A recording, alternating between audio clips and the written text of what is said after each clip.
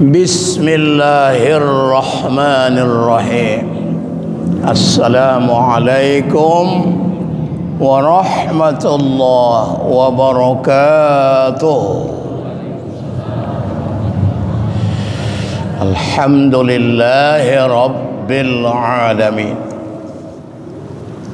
Wassalatu wassalamu ala asyrafil anbiya'i wal mursalin Sayyidina Muhammad wa ala alihi wa ashabihi ajma'in. Amma ba'd. BKM Masjid Jami Al-Ikhlas yang saya hormati, para asatidin, tuan-tuan guru yang dimuliakan Allah, hadirin wal hadirat, insyaallah dirahmati Allah. Senantiasa dan berulang kali kita sampaikan alhamdulillah, ungkapan rasa syukur kita kepada Allah Subhanahu wa taala yang telah banyak memberi kita nikmat, terlebih-lebih nikmat iman dan nikmat Islam. Salawat dan salam kepada Rasulullah Muhammad sallallahu alaihi wasallam. Allahumma shalli wa sallim wa barik alaihi. Semoga kita beroleh syafaatnya.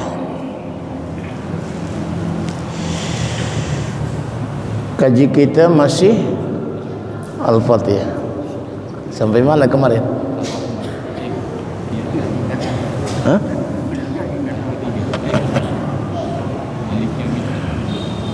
Ya. Terakhir Maliki Yaumiddin. Oke. Setelah Allah perkenalkan dirinya kepada kita lewat namanya, seperti Ar-Rahman Maha Pengasih, Ar-Rahim Maha Penyayang. Maha Pengasih tidak pilih kasih, Maha Penyayang tapi pilih sayang. Setiap orang yang sudah disayanginya pasti dikasihnya, tapi tidak semua yang dikasihnya disayanginya. Mudah-mudahan kita dapat dua-dua, kasih sayangnya fid dunya wal akhirah.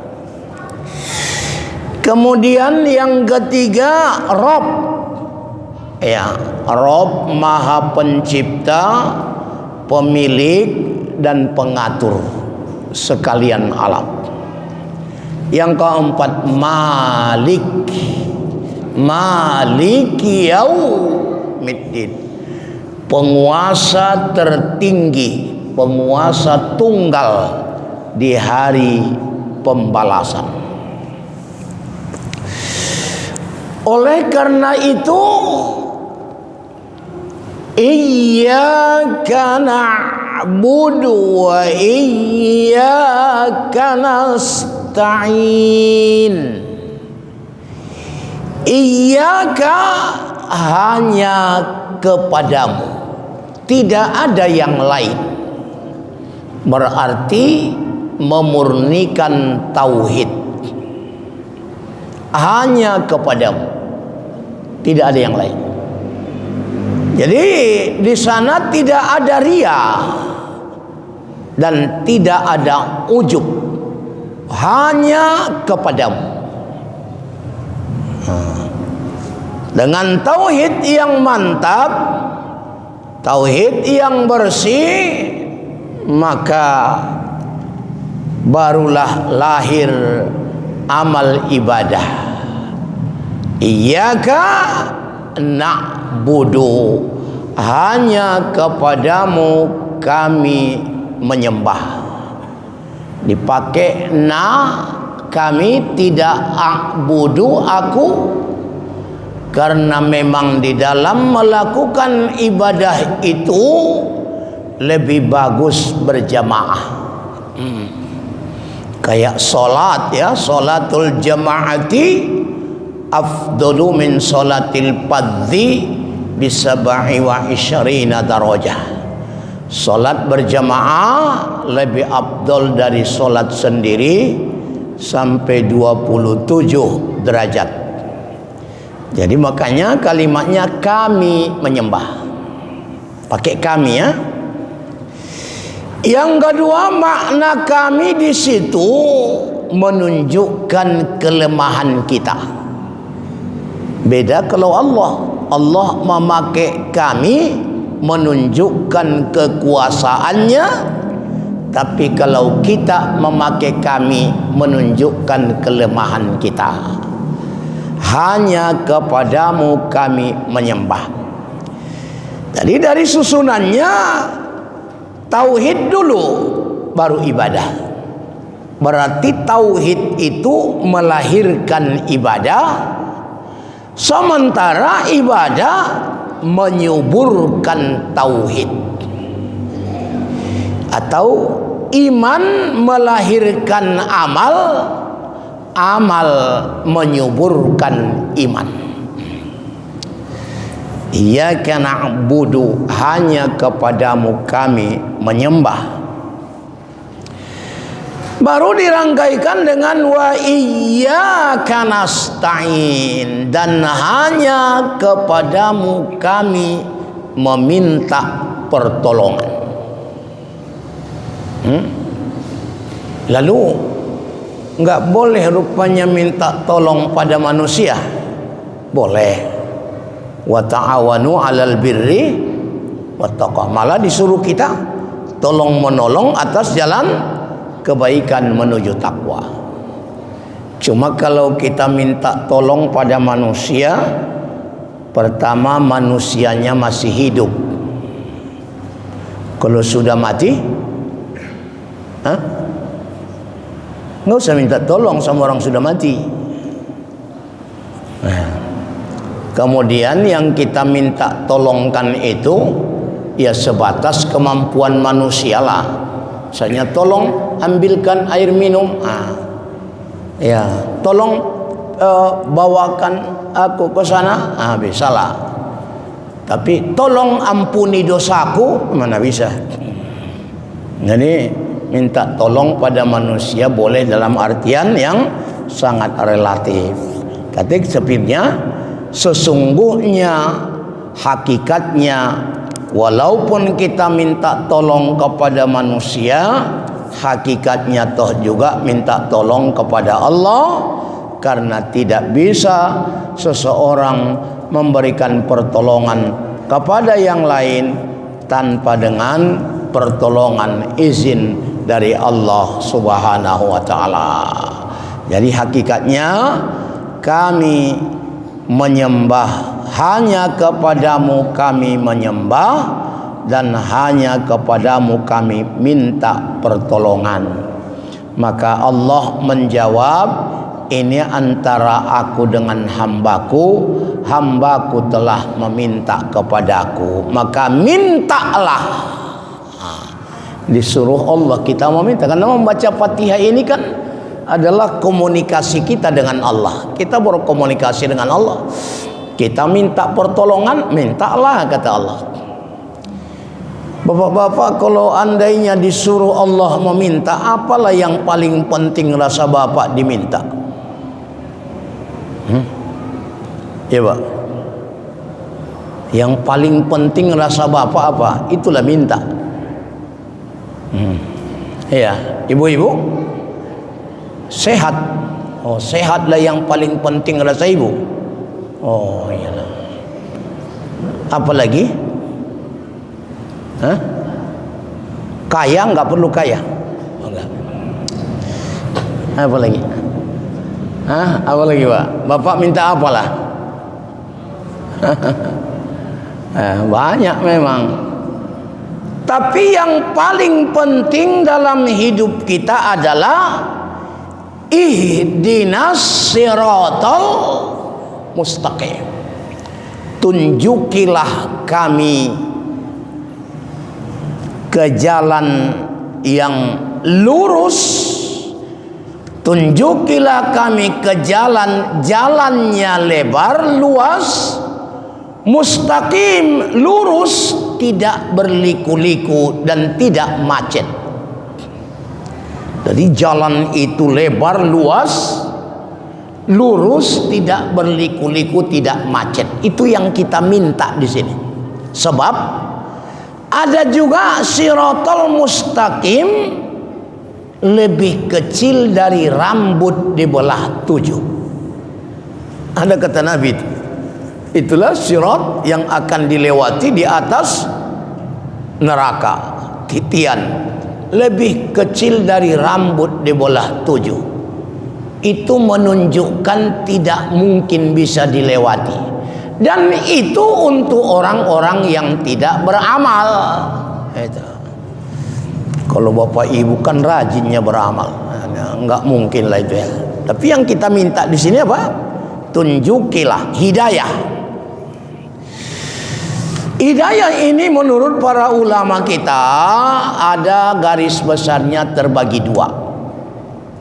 Ada hidayatul irsyad dan ada hidayatul taufik. Hidayatul taufik. Hidayatul irsyad ini hidayah yang bisa diusahakan atau dijemput, jangan ditunggu. Dan hidayatul taufik ini dikatakan juga hidayatul qalbi, itu langsung dari Allah Subhanahu wa ta'ala ke dalam hati manusia itu. Lalu apa saja yang termasuk dalam hidayatul irsyad? Pertama namanya hidayatul ilham. Ini bahagian dari hidayatul irsyad. Itu ada 4. Pertama hidayatul ilham, fa'alhamaha fujuraha wa taqwaha. Artinya ilham di situ insting, naluri. Dan ini tidak cuma diberikan Allah pada manusia, tapi juga pada hewan. Misalnya seekor induk ayam, tahu dia di antara anak-anak ayam itu yang mana anaknya. Kalau gabung anak ayam lain, dia patok. Dan tahu dia anak-anaknya lagi kedinginan, lalu dia apa namanya? Dipeluk, dirangkul ya. Kalau anak-anaknya sudah kesasar didengarnya, bisa dia bawa itu, tahu dia itu adalah anaknya. Itu namanya hidayat insting, naluri, ilham. Ada pada manusia dan ada pada hewannya. Kemudian meningkat lagi hidayatul hawas, hidayah melalui panca indera yang 5. Misalnya dengan mata, tahulah kita putih, hitam, merah, hijau, kuning. Itu lewat mata. Kau tahu kau putih, ada petunjuk lewat mata. Kemudian telinga, tahulah kita suara itu suara dari mana, panggilan. Kalau dipanggil orang, si fulan, oh, kok spontan kali nengok ke kanan, karena telinganya merekam suara itu dari kanan. Nggak ada itu orang si fulan, oh, nggak ada begitu, nggak ada. Langsung itu, karena hidayah telinga ada di situ, jadi langsung. Kemudian ada hidayah hidung ya. Dengan hidung tahulah kita aroma itu aroma apa? Parfum, bangkai, sehingga mencari tikus yang mati di rumah kita, yang tahu duluan adalah hidung. Bau, baru hidayah lidah. Dengan lidah tahulah kita asam, asin, manis, pahit. Ibu-ibu kalau merasai garamnya gulai, itu ibu teteskan ke lidah atau ke mata? Oh, ke lidah lah ya. Kalau ke mata mana tahu dia itu ya? Tahu dia. Lidah lah yang tahu. Nah, makanya jangan salah-salah pakai. Kemudian hidayah kulit ya. Kulit, masun kulit. Dengan kulit tahulah dia itu halus. Di salamnya Rasulullah. Halus sekali rupanya tangan Rasul. Udah halus dingin. Awak udah kasar panas. Itu. Dengan kulit tahu dia itu. Misalnya mau minum teh manis, dipegangnya dulu gelasnya. Oh, udah dingin itu, minumlah kata. Alhamdulillah. Kalau panas jangan dulu, kata kulit, melepuh nanti lidahmu. Itu juga, dan ini masih ada juga pada binatang nih Pak, masih ada. Jadi hidayah insting, ilham dan hidayatul hawas ada pada manusia, ada pada binatang. Baru meningkat lagi hidayatul aqli, hidayah akal pikiran. Di Quran dikatakan bolak-balik, afala taqilun, afala tatafakkarun ya ulil albab. Banyak ya, ulang-ulang, supaya menggunakan akal pikiran. Dengan akal pikiran tahulah kita itu baik dan buruk. Dengan akal ya. Dan ini tidak ada lagi pada binatang, nggak ada lagi. Yang ada pada malaikat. Malaikat ada akal tapi tidak ada nafsu. Binatang ada nafsu tapi tidak ada akal. Manusia ada akal dan nafsu. Makanya bila manusia yang punya akal dan nafsu bisa mengendalikan nafsunya, maka manusia itu lebih hebat dari malaikat. Iya. Dan bila mana manusia tidak bisa mengendalikan hawa nafsunya, lebih rendah dari apa? Binatang. Ulaika kal an'am balhum adol. Tapi begitu banyaknya binatang, kenapalah dibuat Allah orang-orang Yahudi dulu menjadi bodat? Bodat, tahu bodat? Kera. Kenapalah tidak lembu ya? Atau kenapa tidak anjing atau babi? Kunu qiradatan khasyin. Jadilah kamu monyet-monyet yang hina. Ada yang memahami memang jadi monyet, tapi nggak panjang umurnya, mati. Dan ada yang berpaham itu adalah karakternya, karakter monyet. Manusia tapi pakai karakter monyet. Cemana monyet itu rupanya? Monyet ini termasuk rakus, serakah. Ada di TikTok dulu, monyet dimasukkannya tangannya ke lubang, lalu ada sesuatu diambilnya. Karena menggenggam, nggak bisa tangannya keluar. Dipertahankannya, tak usah keluar tangannya daripada melepas makanan yang ada di tangannya itu. Itulah, bayangkan. Itulah bodat. Dan kalau dikasih sama bodat tupang makanan, masukkan ke mulut, masih ada lagi, masih cakar dengan kanan, main kiri, main kaki kanan, kaki kiri. Itulah maknanya tomak, rakus bin serakah. Pantas Allah katakan, walan tardo angkal yahudu. Orang Yahudi tidak pernah puas. Itulah watak Yahudi. Tapi ada juga orang Yahudi masuk Islam.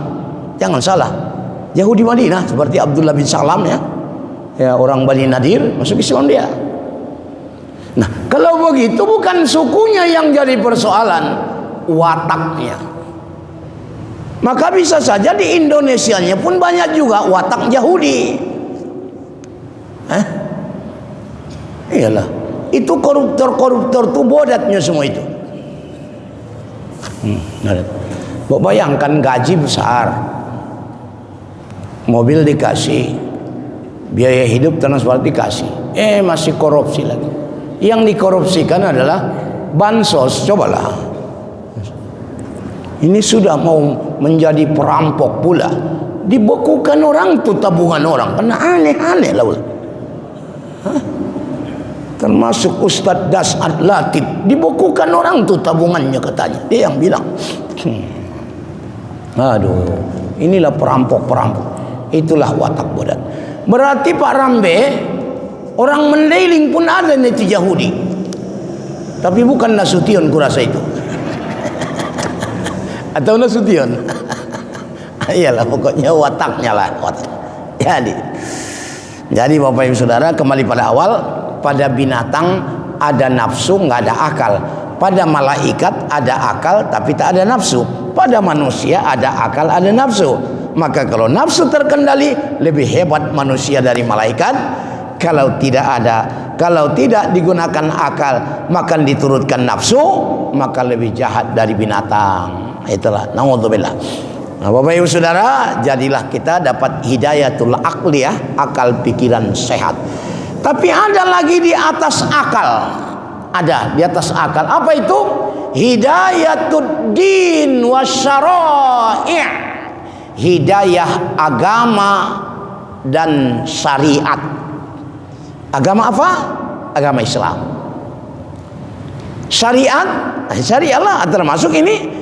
Zalikal kitabu la raiba fihi hudal lil muttaqin. Jadi Quran ini adalah hidayah. Hidayah apa? Hidayah agama. Hidayah apa?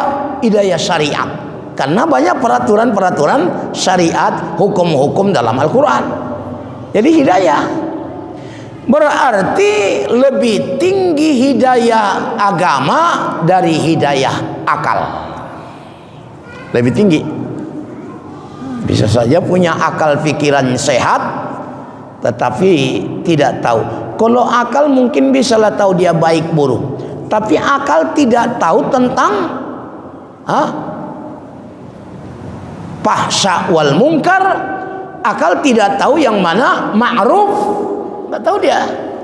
Ya, yang mengetahui ma'ruf itu adalah syariat, amar ma'ruf. Nah, itu. Jadi lebih tinggi sebetulnya akal, lebih tinggi nilai-nilai agama daripada akal. Maka jangan katakan tidak masuk akal. Akal ini yang harus dimasukkan kepada nilai agama dan syariat itu, bukan syariat itu yang harus dimasukkan ke dalam akal. Karena akal lebih rendah daripada agama dan syariat. Jadi jangan katakan nggak masuk akal, nggak logis, nggak cocok, nggak sesuai perkembangan zaman, tidak adil. Nggak, itu kalimatnya.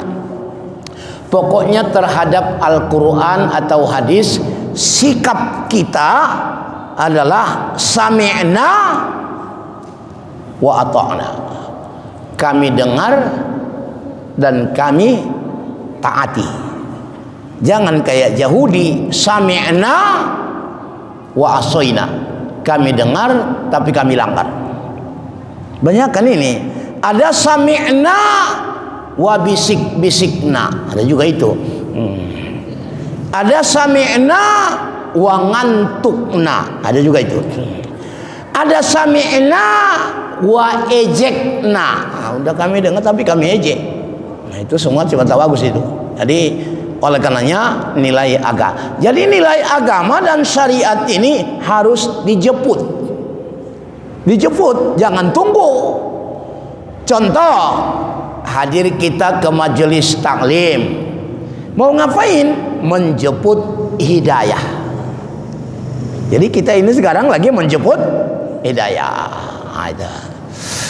Baru kemudian Bapak Ibu Saudara, di atasnya ada lagi namanya hidayatul qalbi, atau disebut istilah lain hidayatut taufik. Billahi taufik wal hidayah. Taufik, ya, ini langsung ke dalam kolbun manusia. Contoh, almarhum Ustadz Yahya Waloni, langsung seorang pendeta yang luar biasa, tapi dikasih Allah hidayah langsung ke dalam hati. Makanya ya muqallibal qulub tsabbit qalbi ala dinik. Kasih hidayah. Itu contoh orang yang dikasih hidayah. Banyak lagi yang orang-orang mualaf-mualaf ya, yang tiba-tiba dapat hidayah.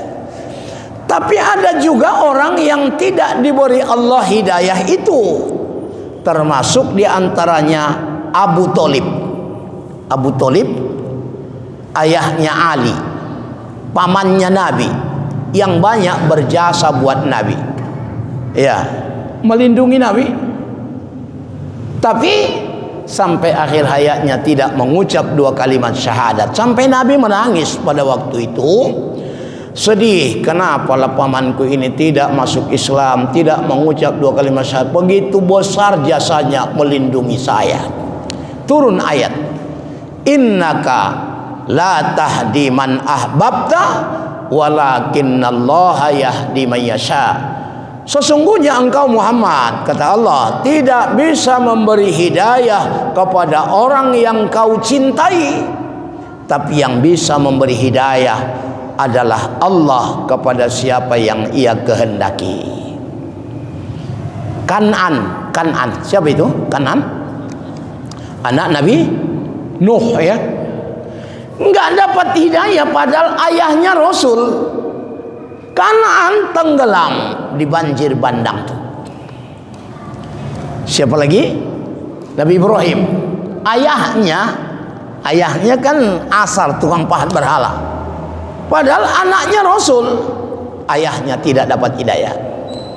Nabi Daud, Nabi Lut, suaminya Rasul, ya, tapi istri Nabi Lut tidak dapat hidayah. Begitulah rupanya kalau Allah tidak mau memberi hidayah itu. Tapi alhamdulillah kita anaknya Rasul tidak, ayahnya Rasul tidak, bininya Rasul tidak, ya Bu, ya, saudaranya pun tidak, keturunannya pun tidak, malah jumpa Rasul pun tidak. Tapi alhamdulillah kita dapat hidayah. Ya, dapat hidayah. Ini semua yang dapat hidayah, makanya datang kemarin nih. Ya, dapat hidayah. Jadi hidayah inilah yang paling penting dalam menjalani hidup, baik hidup dunia maupun hidup akhirat. Lalu dalam sholat 17 kali kita sebut-sebut ihdinas siratal mustaqim. Bukankah orang yang sholat itu sudah dapat hidayah? Makanya sholat, iya, benar. Lalu kenapa minta hidayah lagi? Salah satu maknanya berarti meminta supaya hidayah yang sudah dapat ini tetap diberikan. Misal kita sholat maghrib tadi, udah dapat hidayah itu, makanya sholat maghrib. Tapi ya Allah, tunjuki lagi kami, paling tidak nanti waktu isya pun kami tetap dapat hidayah. Karena ada orang di maghrib sholat, di isya tidak. Ada enggak? Atau di isya sholat, di subuh tidak. Itu. Jadi makanya kita berharap terus hidayah ini nih, walau sudah dapat hidayah, teruskan lagi ya Allah, teruskan lagi hidayah ini sampai kapan? sampai masuk ke dalam surga, sehingga ahli surga itu mengatakan alhamdulillahilladzi hadana lihadza wa ma kunna linahtadiya laula an hadanallah. Segala puji bagimu ya Allah yang telah menunjuki kami sehingga masuk kami ke sini, ke surga ini. Tak mungkin kami bisa masuk tanpa hidayahmu ya Allah. Jadi hidayah ini maunya jangan dicabut-cabut. Apa doa kita? Rabbana la tuzigh qulubana ba'da idh hadaitana wa hab lana min ladunka rahmatan innaka antal wahhab. Ada enggak orang Islam yang murtad? Ada. Berarti dicabut hidayah. Jadi harapan kita, hidayah yang sudah dapat ini jangan dicabut, tetapi malah ditambah terus, tambah terus, tambah terus, supaya kita berjalan di muka bumi ini mendapat jalan yang lapang dan lebar, menjalani hidup dunia begitu akhirat, dan lurus, tidak berbelok-belok, tidak berliku-liku, dan tidak macet. Perjalanan dunia dan juga perjalanan akhirat. Nah, baik, sampai di situ ada mengganjal di hati. Sampai ihdinas siratal mustaqim.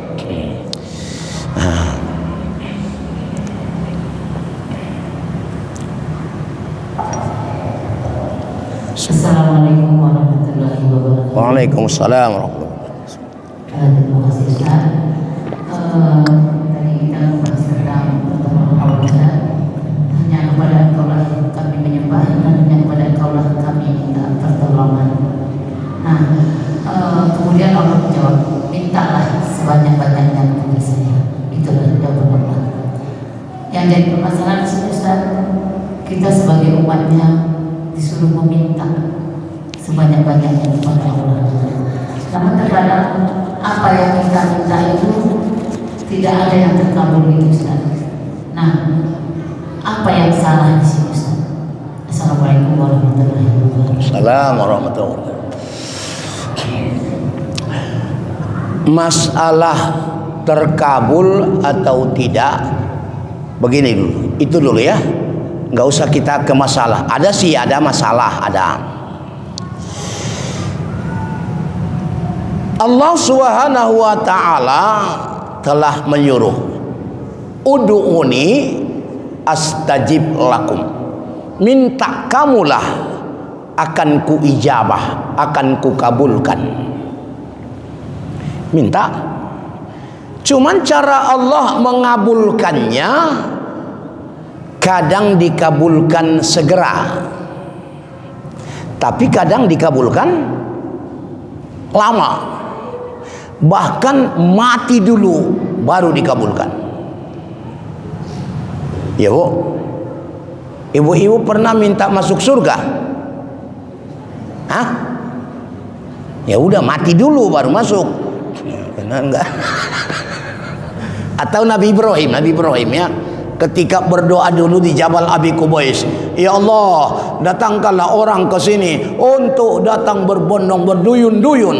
Meninggal dulu Nabi Ibrahim. Sampai sekarang harus nunggu Pak Rambe 30 tahun. Terijabah doa Nabi Sulaiman, Nabi Ibrahim setelah beliau tidak ada. Itu. Jadi ada yang lama, ada yang segera. Itu ya cara Allah mengabulkan. Yang penting dikabulkan. Kapan? Allah yang lebih paham, yang maha kuasa mengatur itu. Yang kedua, apa yang kita minta itu kalau menurut Allah baik, akan dikasihnya. Tapi kalau menurut Allah tidak baik, yang kita minta itu buat kita, digantinya dengan yang lain. Misalnya awak minta supaya kaya, rupanya awak tidak cocok kaya. Karena kalau kaya nanti jadi sombong, sedang miskin pun sombong.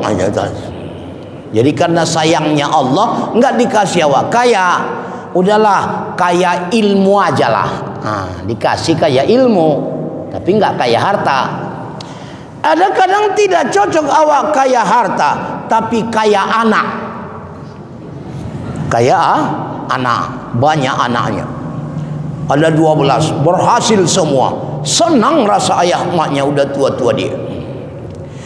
Ada kadang bangga dikasih awak kaya harta, kaya ilmu, dikasih kaya bini. Kaya bini. Halo. Banyak bininya. Ya, macam-macam lah. Ya udahlah pokoknya Allah lah yang maha mengatur semuanya, mana yang cocok, yang sesuai untuk kita. Satu. Tapi ada juga kata Nabi, sebab-sebab doa tidak diijabah. Pertama, makanannya, makanan yang haram.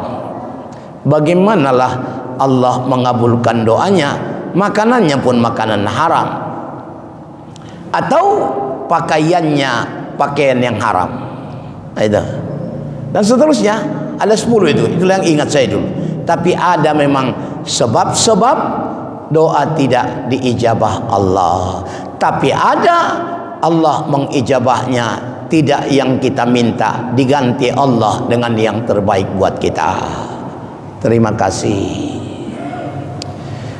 Iya Ustaz.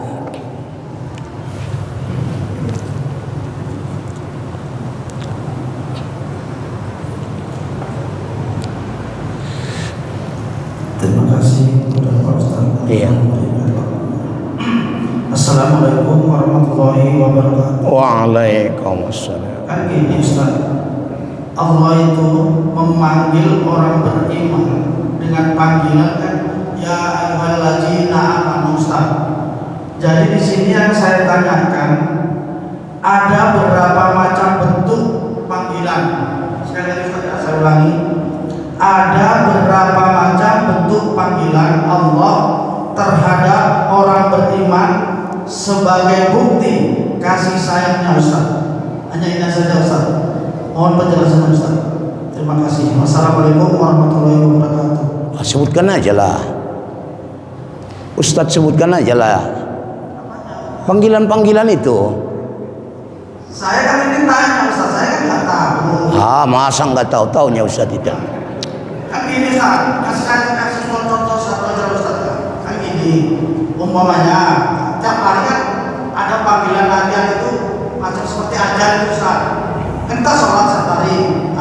Yang saya maksud seperti itu Ustaz. Itu saya pun hanya sekedar mendengar itu Ustaz. Kurang jelas, makanya saya pas mengajar Pak Ustaz tahu pula.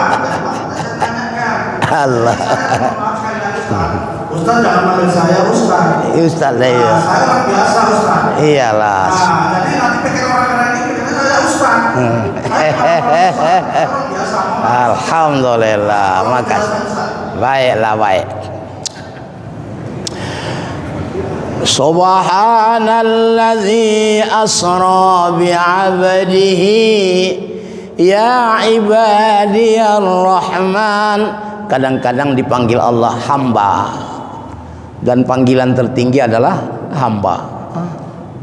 Ya. Yani ada ya alladzina amanu, ya ulul albab, ya ada ya ayuhan nas, umum ya, umum ya, nas banyak juga. Tapi termasuk ya dipanggil Allah melalui panggilan azan. Pokoknya waman ahsanu qaulam mimman da'a ilallah, panggilan yang paling bagus ialah panggilan orang menuju Allah, mengajak orang kepada Allah. Berarti secara hakikat Allah memanggilnya. Lalu kalau kita kenal yang memanggil kita tuh, dan bahkan jasanya luar biasa, pastilah datang kita itu memenuhi panggilan itu. Tapi kalau enggak kita kenal yang manggil itu, enggak usah jauh-jauh dulu Bapak Ibu. Ibu-ibu diundang, yang ngundang tuh enggak ibu kenal, datang enggak? Ayo Pak. Aku malas sekali lah datang, enggak kenal pun aku sama dia. Tapi coba dikenal, tidak cuma dikenal, jasanya banyak. Dia sudah mengasihi kita banyak, dia telah melindungi kita, dia telah bantu kita, dia selamatkan kita. Pastilah itu datang.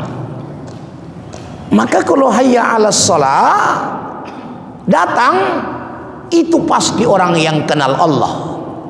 Yang tak datang itu berarti dia tidak kenal Allah. Satu. Yang kedua, menurut Ibnu Abbas, bila Allah memakai ya ayyuhalladzina amanu, hai orang-orang yang beriman, maka tajamkan telingamu atau dengarkan baik-baik. Kenapa? Karena pasti Allah akan menyampaikan sesuatu yang baik buat kamu, atau Allah akan melarang kamu sesuatu yang mencelakakan kamu. Maka dengarkan bagus. Itulah tadi sami'na wa ata'na itu. Jadi pokoknya asal Allah yang manggil, seriuslah, dengarkan baik-baik. Dan sikapi dengan sami'na wa ata'na. Kenapa? Pasti Allah mau memberikan sesuatu yang baik atau mencegah kamu dari sesuatu yang tak baik. Pasti itu. Ya. Dan saya ulangi, kenapa tak datang dia? Karena nggak kenal. Kalau dikenal, makanya dari ayat Fatihah tadi pun Allah perkenalkan dulu dirinya, ya kan? Ar-Rahman, Ar-Rahim, Rob, Malik. Baru kemudian lahir perintah ibadah. Jadi logikanya begitu. Dan bahkan Nabi berapa tahun? 13 tahun ya di Mekah memperkenalkan Allah.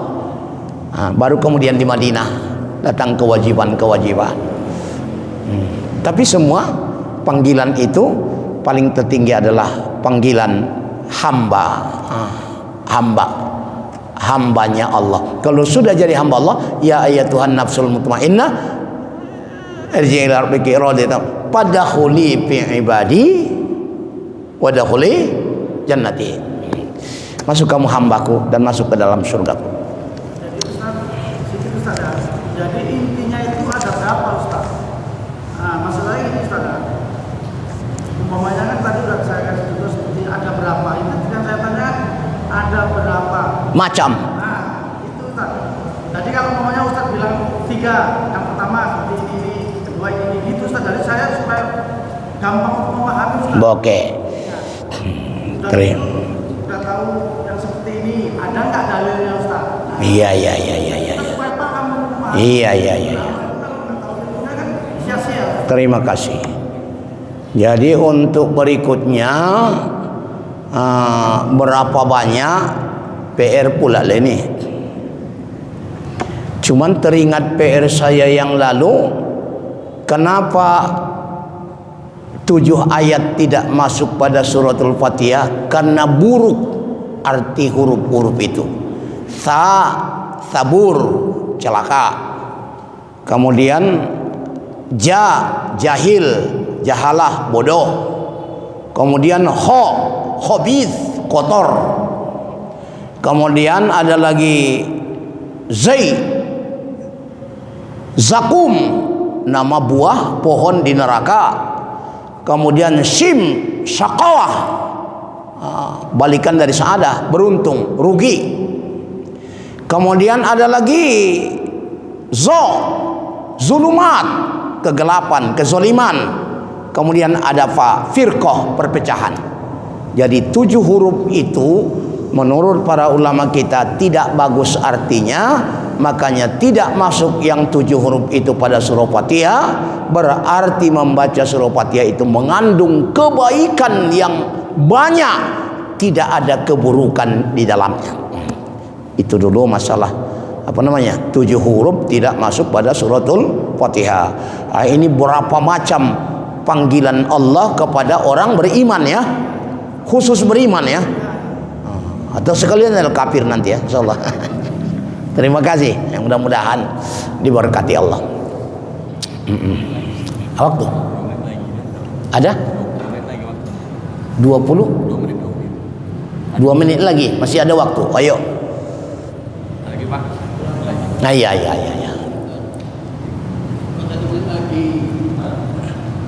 Oh, tinggal 1 menit lagi, bukan 2 lagi. Bukan mau bertanya. Iya. Ayo, silakan. Hah? Baiklah. Terima kasih dan mohon maaf, demikian dulu kajian kita. Sebetulnya lanjutannya siratal ladzina an'amta alaihim, jalan yang telah engkau berikan nikmat buat mereka. Siapa mereka? An-Nisa 69. Insyaallah ini ayat terakhir ya, bulan depan insyaallah ya. Nah, kita ke An-Nisa 69, jawaban dari siratal ladzina an'amta alaihim, jalan yang telah kau beri nikmat kepada mereka. Karena menjalani hidup ini adalah dengan nikmat. Biarlah kaya asal nikmat. Biarlah sakit asal nikmat. Apanya yang nikmat? Hidupnya. Hidup ini nikmat. Jadi sakit lebih sakit tapi masih hidup lebih bagus daripada mati. Dan semua yang mati pengen lagi hidup. Makanya nikmati ajalah hidup ini. Lagi sakit pun nikmati ajalah. Jadi jalan nikmat itu bagaimana sih? Siapa orang-orangnya? Insyaallah bulan depan. Alhamdulillahirabbil alamin. Wassalatu wassalamu ala asyrafil mursalin sayyidina Muhammad wa ala alihi washabihi ajma'in. Rabbana amanna bima anzalta wattaba'na ar-rasula faktubna ma'asy syahidin.